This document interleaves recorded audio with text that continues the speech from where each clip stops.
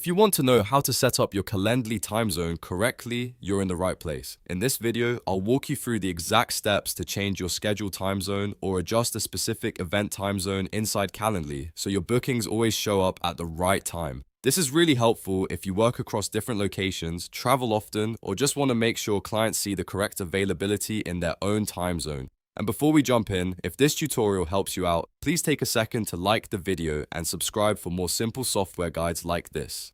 Alright, let's get into it. First, log into your Calendly account and head over to the Availability tab. This is where Calendly lets you manage the hours and time zone settings for your schedules. If you're using specific schedules, you'll want to select the schedule you want to update from the Schedule dropdown. Once you choose the correct schedule, scroll all the way down through the list until you find the time zone dropdown at the bottom.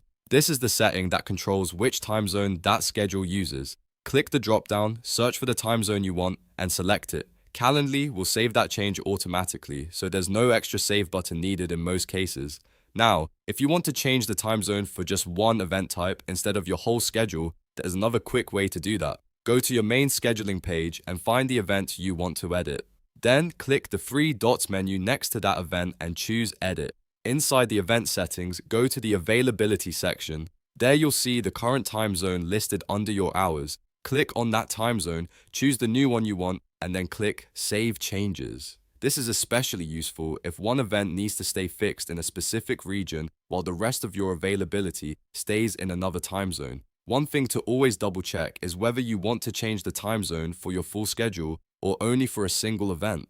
That small difference can affect how your availability appears to invitees, so it's worth taking a moment to make sure you're editing the right place. If you're working with a team, or if you move between time zones often, it's also a good idea to test your booking page after making the change. That way, you can confirm the event times are displaying exactly how you expect. And that's it. You now know how to set up your Calendly time zone by updating a scheduled time zone or locking in a specific event time zone. It only takes a few clicks once you know where to look, and it can save you a lot of confusion when booking meetings. If this video helped, don't forget to hit like, subscribe, and turn on notifications so you don't miss the next tutorial. Thanks for watching, and I'll see you in the next one.